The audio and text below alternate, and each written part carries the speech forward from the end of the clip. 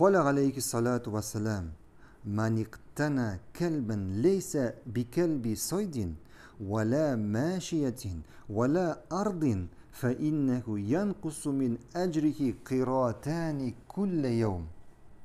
Kim o'zinde it asrый ekan, yani o'zine it asrara alayken uyine, hem bu it av iti bulmasa, yani av işin bulmasa, hem indi kötü işin bulmasa, hem indi basularını saklav işin bulmasa, bu kişinin, şu şeyini asrayan kişinin gün sayın 2 kıraat izi amelleri kimi barışak.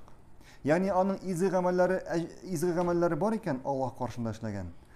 Şu şey faydasıza et asrağını için onun şu şey izgi amellerinin gün sayın 2 kıraat kimip barışak.